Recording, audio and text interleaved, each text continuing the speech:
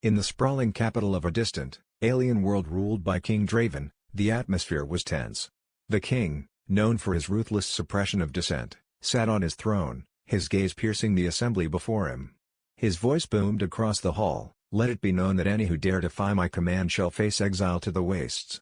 Among the crowd stood Elara and Nissa, two widows whose quiet lives on the edge of society had drawn unwanted attention from the king's spies. Whispers of their independence had reached the king, branding them as rebels in his eyes. Later that evening, in the dim light of Elara's modest home, the two women discussed their fate. "We've no choice but to leave, Nissa," Elara said, her voice a mix of fear and determination. Nissa nodded solemnly. "The wastes are unforgiving. We'll need someone who knows how to survive out there." As if summoned by their conversation, there was a knock at the door. Cautiously, Elara opened it to find a tall man dressed in a simple tunic. His features were rugged, and his eyes carried stories of many worlds. "I'm Jace," he introduced himself, stepping into the light. "Heard you might be needing help. I know the wastes better than most." Nissa eyed him suspiciously. "Why would you help us?" Jace smiled, a glint of rebellion in his eyes. "Let's just say I'm no friend of King Draven." With no time to waste, they gathered their meager possessions. Jace led them through dark alleyways, evading the king's guards who patrolled the streets. As they walked, Jace shared his story. "I was once a captain under Draven's command, but I saw too much cruelty. Couldn't stand by any longer. Been helping folks like you since." Elara, listening intently, felt a flicker of hope. "Maybe together, we can start anew, even in the wastes." They traveled under the cloak of darkness, reaching the outskirts of the city by dawn. The harsh landscape of the wastes stretched out before them, a land of endless dunes and scarce water, lit by two moons. Nissa, ever practical, broke the silence. "We need a plan. Survival's our first priority." Jace nodded. "First, we find water. There's a hidden spring not far from here. Long abandoned, but I trust it still flows." As they trudged through the sand, Elara's thoughts drifted to the future. Turning to Jace, she asked, "What then? After we find water?" "We build," Jace replied, his voice steady. "We build a place where exiles can live free from tyranny." The day's heat began to mount as they made their way across the barren landscape. The journey was fraught with challenges, but under Jace's guidance, they learned to navigate the perils of the wastes. By nightfall, they reached the spring, just as Jace had promised. The water was cool and sweet, a precious resource in the unforgiving desert. As they sat around a small fire, the stars overhead a testament to the vastness of the universe, Jace turned to the women. "We'll need every ounce of courage and wit to make it here. But together, I believe we can do it." Elara and Nissa exchanged a look, their decision firm.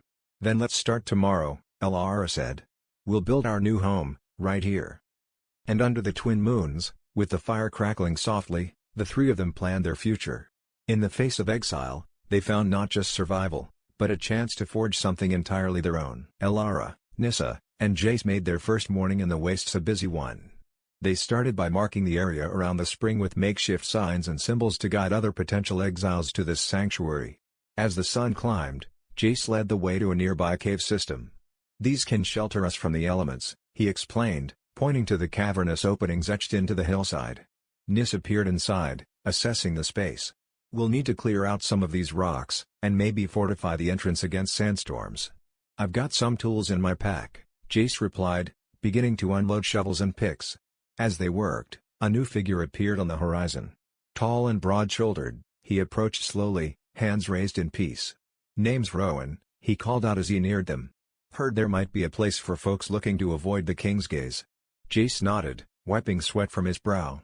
"You heard right. Help us here, and you've got a place." Rowan didn't hesitate, dropping his bag and grabbing a shovel. "Used to be a builder before I fell out of favor with Draven. I can help make these caves livable." With the addition of Rowan, their work progressed faster. They managed to clear debris from the caves and began creating basic structures inside to define their living spaces. Later, as they sat outside the caves, sharing a meal of dried meats and fruits, the conversation turned to their past lives. "I was a teacher," Elara shared softly, passing around a canteen of water. "Taught children about the stars and our planet's history before Draven decreed that history would be as he defined it." Rowan nodded in understanding. "I built some of those grand monuments that now adorn our capital. Once, they were signs of pride, now they're symbols of oppression." As dusk settled over the desert, the group discussed how they could use their skills collectively to survive. Jace, with his knowledge of the terrain and survival skills, was a natural leader. Rowan's building expertise would be crucial in expanding their shelter and making it secure. Nissa, who had been quiet, spoke up. We need a way to collect and store more water. If we're to grow this place, water is essential. I've seen methods of moisture farming on other planets, Jace mused. We could try something similar here, use condensers to collect dew at dawn. Rowan looked interested. I can build that. With some materials, I can make anything work. Their plans grew as the fire dwindled. Jace outlined a vision for a network of caves interconnected with secured pathways and storage areas. We could have a real community here, he said. A place that stands as a silent defiance to Draven's rule. Alara felt a surge of determination. Let's do it. Let's build a community where freedom isn't just a dream. The group agreed, and they spent the rest of the evening sketching out rough designs on pieces of scrap material, each contributing ideas. They decided to start with water storage and the expansion of the living quarters. As they prepared for sleep, Rowan set up a watch schedule. We're not the only ones Draven has exiled. Not all will be friendly. We need to be vigilant. Jace nodded in agreement, taking the first watch. As the others settled down, the quiet of the desert enveloped them, the stars shining brightly above. Their small fire flickered against the vast, dark sky, a tiny but steadfast symbol of their burgeoning community's warmth and light. As dawn broke over the jagged horizon of the wastes, the small group of exiles stirred from their makeshift dwellings within the caves. The early morning was spent hauling rocks and refining their living spaces. The air was thick with dust and determination. While Jace and Rowan worked on reinforcing the structure of the main cave, a distant sound caught their attention, a rhythmic thumping that grew louder with each passing moment. The two men exchanged a glance before Jace set down his tools and moved towards the source of the noise. Emerging from a cloud of dust was a lone figure on a hoverbike, its engines humming softly as it came to a halt near the camp.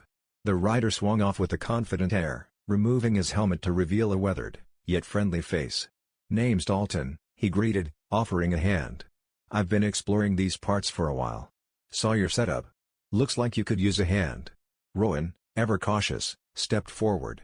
"We're careful about who we trust, friend. What brings you out here?" Dalton's eyes twinkled with a hint of mirth. "Same as you, I'd wager. A desire to live away from Draven's shadow. Plus, I've got skills that might help. I'm good with mechanics and electronics." Jace, sensing the sincerity in the newcomer's voice, nodded. "We're trying to set up a sustainable place here. Can you help with water systems? Maybe improve our energy setups?" "Sure can," Dalton replied, patting his bike. "This beauty and I have done more than just travel. We've rigged up water condensers and solar arrays in tougher spots than this." Elated by the promise of technological improvement, Jace invited Dalton to join them for breakfast, where they discussed their plans more thoroughly. Nissa, always practical, brought out a map of the area. "We need to secure a perimeter and maybe set up some warning systems. Can your electronics help with that?" Dalton nodded as he sipped his water. "I can set up sensors and alarms. Won't be fancy, but it'll give us a heads up if anyone unfriendly approaches." As the group ate, Dalton shared stories of his travels, each tale more intriguing than the last, involving distant planets and close escapes. It wasn't long before they all agreed that his experience would be invaluable. After breakfast, Dalton and Jace surveyed the camp, discussing potential improvements. Meanwhile, Rowan and Nissa continued their physical fortifications. "First order of business," Dalton suggested as he walked the perimeter with Jace, "is setting up a basic alarm system. I've got some spare parts that should do the trick. We'll need a power source though." Jace pointed towards a small, dilapidated solar panel leaning against a rock. "We salvaged that a few days ago. Not much, but it's something." "Perfect," Dalton said, inspecting the panel. "I can fix this up. Let's get to work." The day passed with everyone lending a hand. Dalton proved to be a wealth of knowledge, instructing even the less technically inclined Nissa and Ilar on the basics of wiring and maintenance. By sunset, a rudimentary alarm system was in place, and the solar panel was patched up and repositioned to catch the morning light. Gathering around their improved campfire, now encircled by small, glowing lights powered by their refurbished solar energy system, the group felt a renewed sense of security. Rowan, looking around at the illuminated faces of his companions, couldn't help but smile. "This place is really coming together. Feels more like home every day." Elara, who was starting to see the fruits of their labor, added, "With every new hand, we grow stronger. Dalton, you're proving to be quite the asset." Dalton, who had been accepted into their fold, grinned. "Glad to be useful. There's strength in numbers, and with a bit more work, I think we can turn this place into something special." As the stars began to peek through the twilight, their small enclave felt less like a band of exiles and more like a community, poised to thrive in the harsh wilderness of the wastes, bonded not just by their circumstances, but by their shared efforts and burgeoning friendships. The morning in the wastes greeted the growing community with a gentle breeze, a rare respite in the harsh desert. As the group gathered outside the main cave for a quick meeting, Jace addressed the small assembly, his tone serious yet hopeful. "We've made good progress," Jace began, looking around at the faces of his companions. "But we need to start thinking about long-term survival. Water and shelter are sorted, but food is next on the list. Any thoughts?" Dalton, who had quickly become an integral part of the team, stepped forward. "I've seen some areas on my rides that could be suitable for planting. Not much, but with some work, we could grow hardy plants, cacti, aloe. Things that can survive out here." Rowan nodded in agreement. "I can build a greenhouse structure. It won't be big, but it'll protect whatever we plant from the worst of the elements." Nissa chimed in, her voice firm. "I'll work on soil composition. It's going to take some trial and error to get anything to grow here." The group split up, each person heading to their assigned tasks. Dalton and Jace ventured out on Dalton's hoverbike to scout the proposed planting areas. The ride was bumpy, the landscape rugged and unforgiving, but the mood was light, filled with the thrill of creation and companionship. As they surveyed a particularly promising spot, Dalton kicked at the ground, sending up a small cloud of dust. "This soil will need a lot of work, but I think it's possible," he said, squinting at the sun-baked earth. Jace took a sample, rubbing it between his fingers. "It's going to be tough, but hey, what part of living out here isn't?" The men laughed, the sound echoing off the distant hills, a stark contrast to the silence that typically engulfed the area. Back at the camp, Rowan was measuring out the dimensions for the greenhouse. He shouted instructions to a couple of other exiles who had joined their community, men and women eager to contribute and learn. "Make sure those supports are sturdy," Rowan called out to a young man who was helping him.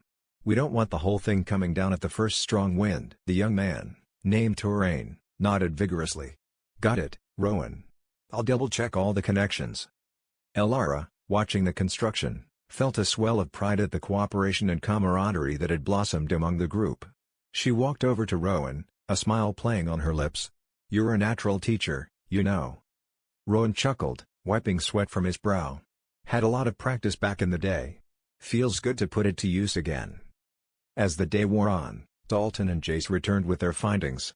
The group gathered once more, this time around a makeshift table laden with rough maps and soil samples. "We've got a plan for the planting," Dalton announced, unrolling a detailed map. "These areas are our best bet.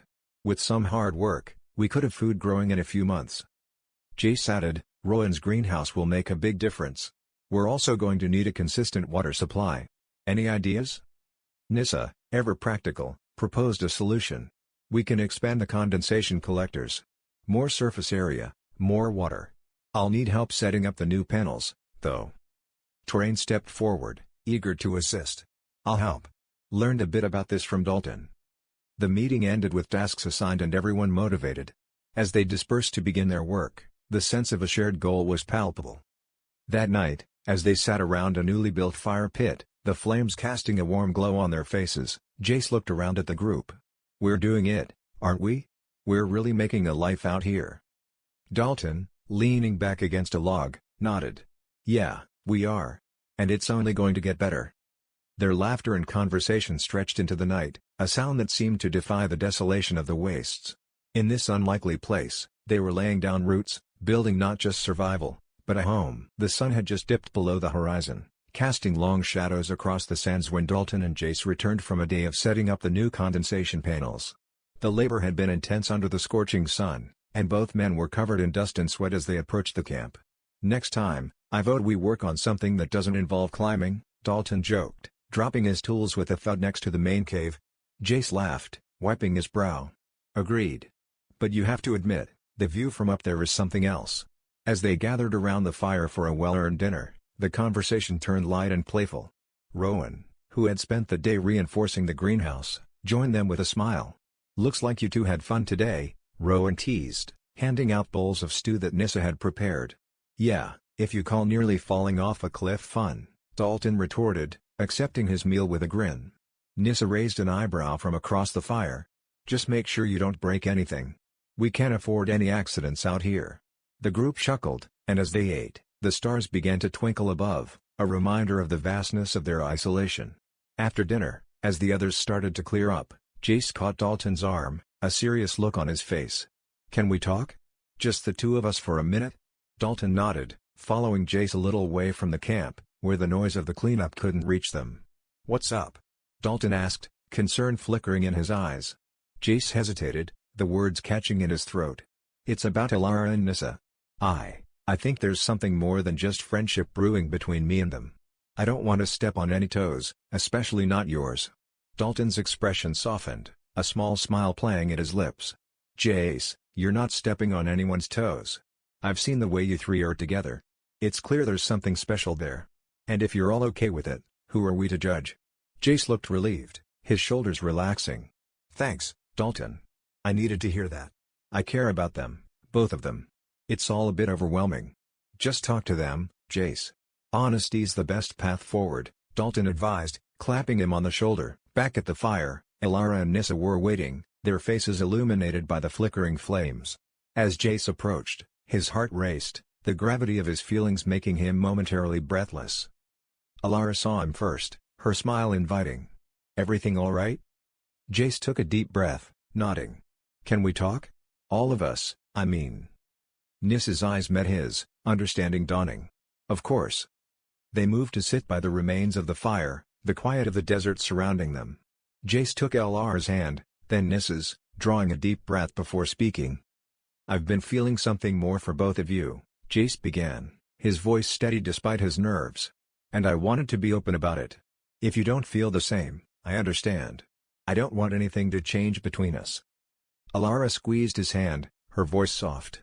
"Jace, we feel it too. We weren't sure how to talk about it either." Nissa nodded, adding, "What we have here it's rare. But I feel safe and happy with you, with both of you." The conversation that followed was filled with vulnerability and quiet confessions of affection. They discussed boundaries, fears, and hopes for what their relationship could become, ensuring each felt heard and valued. As the night deepened, the three of them sat closer, their earlier hesitations giving way to a new, shared intimacy. The fire had burnt down to embers, casting a warm glow over their linked hands.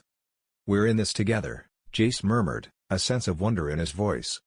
"Yes, together," Nissa affirmed, leaning into his side.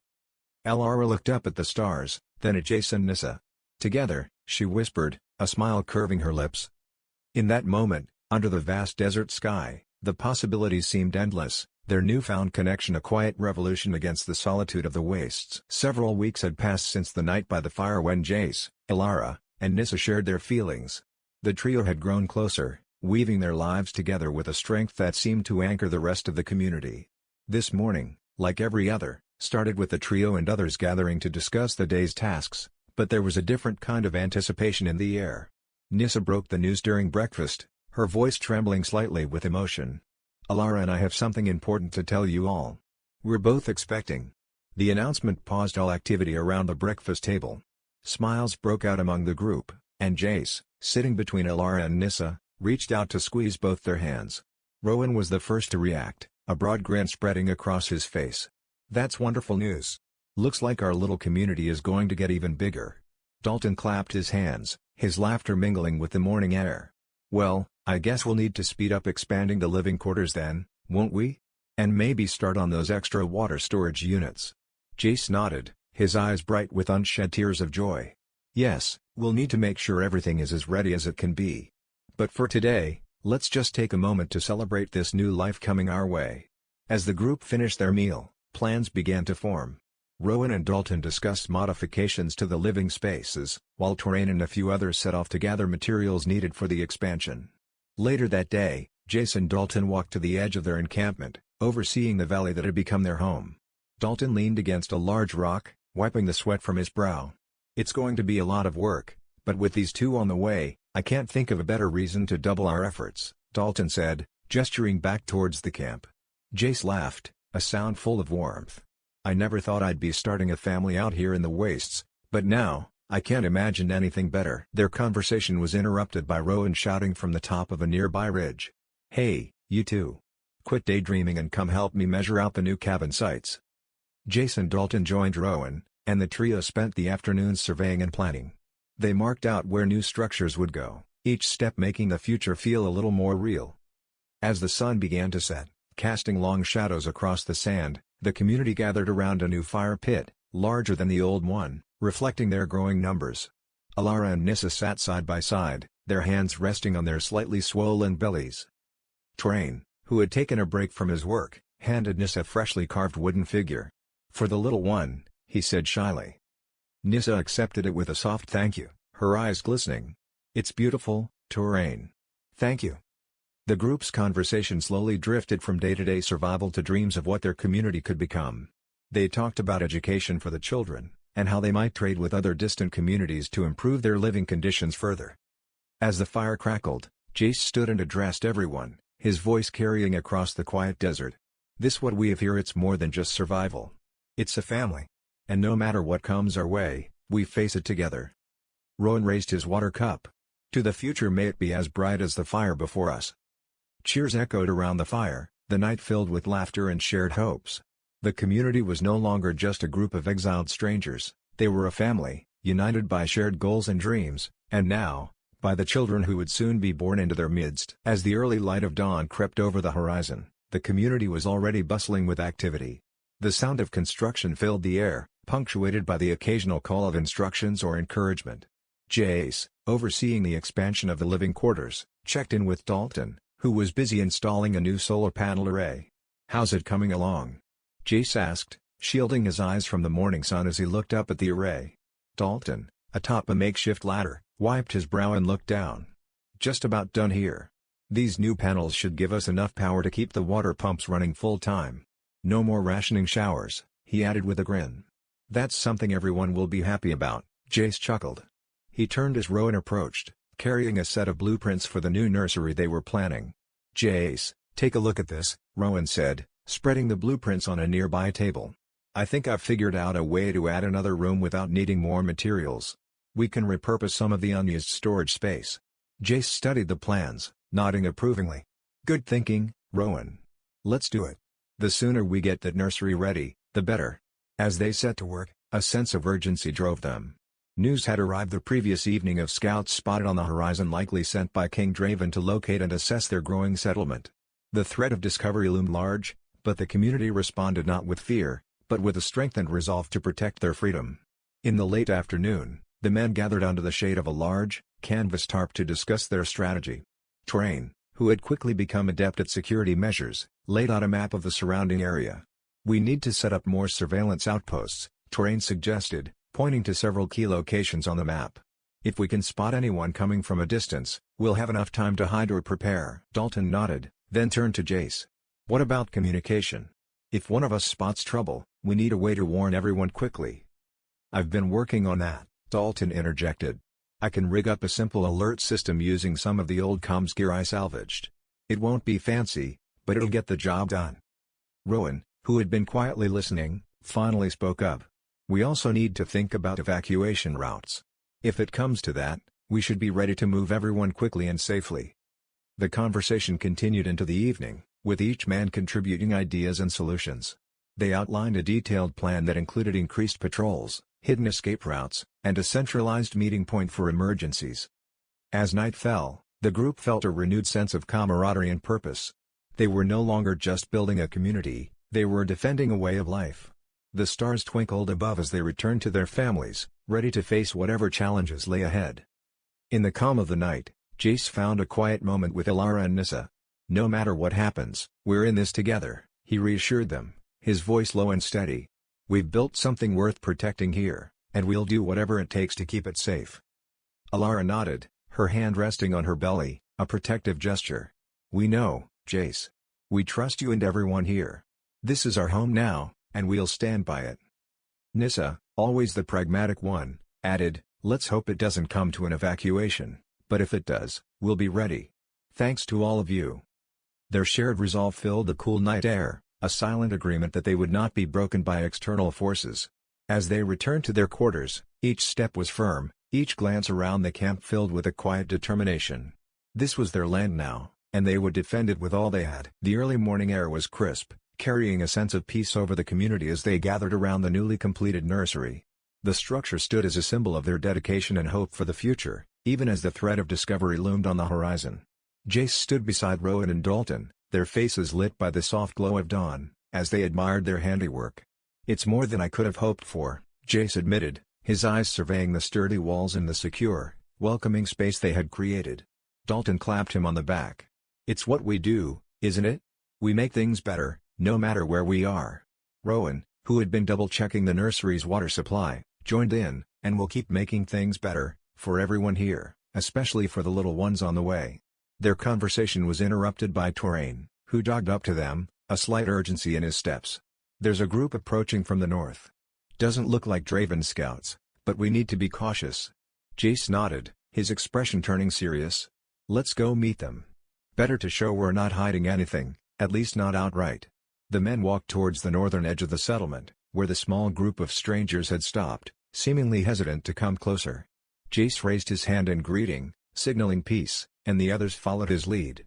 As they neared, one of the strangers, an older man with a weathered face, stepped forward. "We've heard there might be a place for folks like us here." Away from Draven's eyes, Jace exchanged a look with Dalton and Rowan before responding. "That's right. We're trying to build something different here. What brings you this way?" The man glanced back at his companions, two families with young children. "Looking for safety, a chance to live freely. Heard you might be offering that." Rowan smiled warmly, understanding their plight all too well. "We've all come here looking for the same thing. You are welcome to join us, but we operate on trust and mutual respect here." The newcomers nodded, relief visible in their eyes. "We're willing to contribute, work, whatever's needed," the man assured. Dalton, ever the planner, chimed in, "We could use more hands. There's always work to be done, and with more people, we can expand further, maybe even start trading with other settlements eventually." As they walked the newcomers through the camp, showing them the various projects and explaining their setups, the community began to stir, welcoming the new faces with curiosity and kindness. Later, as the sun reached its peak, the entire community gathered to celebrate the completion of the nursery and the arrival of the new members. The air was filled with the sound of laughter and the aroma of a communal feast. Tyrant, now more relaxed, joined Jace, looking over the crowd. "You think we're ready, if Draven's men do show up?" Jace watched a group of children playing near the nursery, their laughter mingling with the breeze. "We're as ready as we can be. But today shows us what we're really building here. It's not just about surviving, it's about thriving, together." As the day turned into evening, the stars began to blanket the sky, a reminder of the vast universe beyond their little oasis. The community sat together, sharing stories and dreams under the celestial canopy. Rowan, sitting beside Jace and Dalton, summed it up perfectly. "Look at what we've accomplished. From exiles to pioneers, building a new life under the stars." Jace smiled, his gaze sweeping over his family and friends, the fireside flickering in their eyes.